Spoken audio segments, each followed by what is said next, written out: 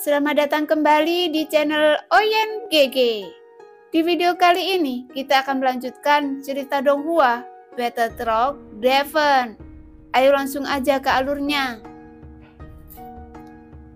Setelah kata-kata Yusuan jatuh, sebuah kekuatan penekanan ki dan darah yang sangat kuat menyelimuti avatar dewa asli Xiaoyan dalam sekejap, yang membuat avatar dewa asli Xiaoyan membungkuk dan berlutut di kehampaan.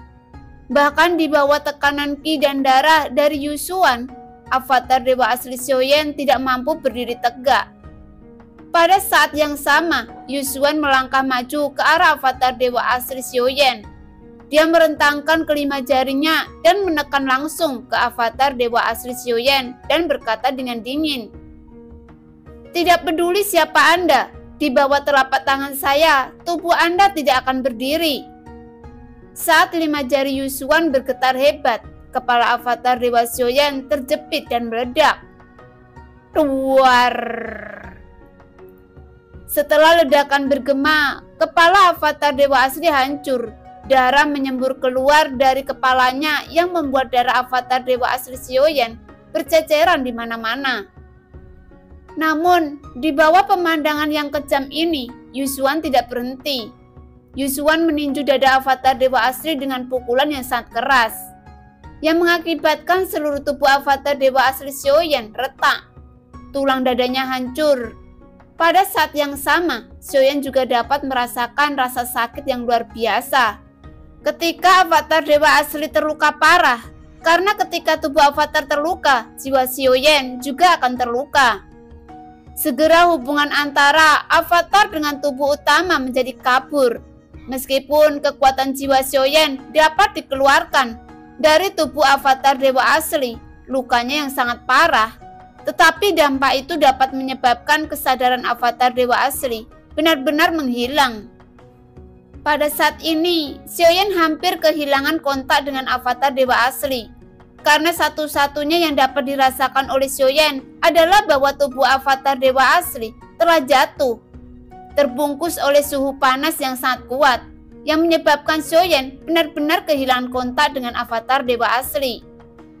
Pada saat yang sama, tubuh utama Xiaoyan yang duduk bersila di punggung kelinci Bingyun, wajahnya menunjukkan ekspresi serius, yang membuat permaisuri yang ada di sampingnya menyipitkan matanya. Meskipun permaisuri tidak mengetahui apa yang terjadi, tapi dia dapat merasakan dari tatapan Xiaoyan yang sudah memancarkan niat membunuh yang sangat kuat. Apakah Anda tahu bahwa masih ada keberadaan klon dewa asli, ada yang hidup di dunia nyata Xuanyin ini? Xiaoyan bertanya kepada permaisuri saat ini. Anda harus tahu, meskipun dunia nyata Xuanyin tidak lebih besar dari dunia sensi, tetapi sebenarnya jauh lebih rumit daripada dunia sensi. Karena dalam subdunia ini, beberapa orang kuat dari dunia lain telah memasuki dunia nyata Xuanyin secara kebetulan. Dan di antara beberapa orang kuat ini, saya mengetahui bahwa ada beberapa yang berasal dari klan dewa asli dalam waktu yang tidak diketahui. Namun sepertinya klan dewa asli telah menghilang begitu saja. Saat mereka datang ke dunia nyata Xuanyin, tidak banyak yang asli. Adapun sosok dewa asli yang masih hidup, seperti yang Anda sebutkan, kemungkinannya keberadaan di antara mereka masih ada yang hidup. Permaisuri berkata perlahan. Mendengar apa yang dikatakan permaisuri, wajah Xiaoyan dipenuhi dengan kerutan. Karena saat ini, keberadaan dewa asli mengalami perubahan besar. Mengingat kekuatan Yusuan sangat kuat dan darah emas dewa asli yang berada di bintang Han Fanxing sangatlah agung. Menurut tebakan Xiaoyan, mungkin itu berasal lebih dari satu darah dewa asli. Karena saat Xiaoyan merasakan sedikit tekanan melalui avatar Dewa Asli, kekuatan yang terkandung dalam penekanan darah emas Dewa Asli sangat menakutkan. Jadi kemungkinan terbesarnya seseorang telah mengumpulkan darah Dewa Asli dari banyak sosok klan Dewa Asli yang telah jatuh dan kemudian menyempurnakan dengan menggunakan kekuatan inti bintang di sini. Memikirkan hal Xiaoyan tampak bingung karena dia tidak mengetahui apa tujuan dari seseorang yang telah menyempurnakan darah emas avatar Dewa Asli. Meskipun orang ini memiliki darah Dewa Asli yang agung, tidak mungkin untuk bisa menyerap semuanya.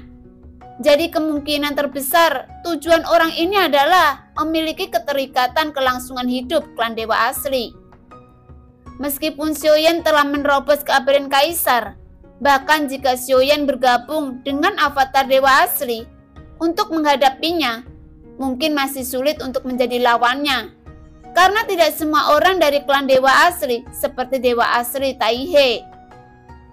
Karena Xiaoyan dapat merasakan ada niat membunuh yang kuat yang terpancar dari darah emas Dewa Asli ini.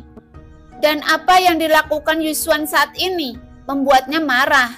Terlepas apakah Yushuan memiliki andil dalam permainan ini atau tidak, avatar Dewa Asli sangat penting bagi Xiaoyan. Jadi Xiaoyan harus mendapatkannya kembali dengan cara apapun. Namun pada saat ini, Xiaoyan telah lama kehilangan kontak dengan avatar Dewa Asli, yang membuat Xiaoyan tidak memiliki cara menghadapinya. Adapun keberadaan avatar Dewa Asli Xiaoyan khawatir. Keberadaan avatar Dewa Asli telah diubah dan bergabung dengan darah emas Dewa Asli yang agung, yang berada di bintang Han Fanxing. Ayo bergegas lebih cepat. Xiaoyan menepuk kelinci Bingyun dengan nada penuh kemarahan. Namun mendengar apa yang diperintahkan Xiaoyan, kelinci Bingyun hanya bisa mengangguk dan tidak berani berbicara. Hanya menggeram dengan suara rendah. Meskipun dia menolak di dalam hatinya, tetapi kelinci Bingyun juga mengetahui situasinya saat ini. Segera kecepatan kelinci Bingyun meningkat dengan cepat. Namun melihat ada yang salah dengan wajah Xiaoyan dan mengetahui situasinya tidak memungkinkan untuk bertanya, jadi permaisuri tidak mengajukan pertanyaan yang mendetail saat ini. Dan setelah mendengar apa yang dikatakan Xiaoyan, permaisuri mengangguk dengan ringan, dan permaisuri dengan lembut menyandarkan kepalanya di bahu Xiaoyan. Dia melihat kehampaan yang jauh, kemudian permaisuri menutup matanya, dan nafasnya yang lembut berangsur-angsur menjadi lebih berirama dan tertidur. Pada saat yang sama, Xiaoyan yang juga menutup matanya, dia mendengarkan suara nafas yang lembut yang keluar dari permaisuri, yang membuat niat membunuh yang terpancarkan dari tubuh Xiaoyan juga berangsur-angsur menghilang. Seolah-olah aroma nafas yang keluar dari permaisuri dapat menenangkan suasana hati Xiaoyan saat ini. Dan hati Xiaoyan yang dipenuhi kecemasan berangsur-angsur menjadi lebih tenang. Setelah menempuh perjalanan untuk waktu yang lama, akhirnya Xiaoyan dapat melihat sebuah bintang berkelap-kelip di matanya. Namun saat Xiaoyan melihat bintang ini, niat membunuh yang telah lama dia tekan akhirnya meletus lagi.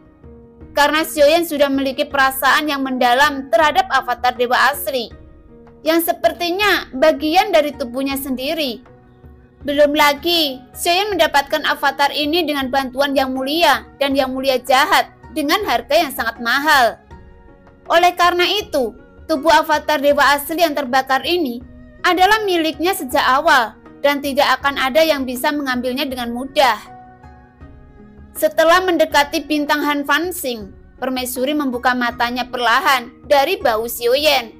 Pipinya memerah seolah-olah dia baru saja beristirahat dengan sangat baik.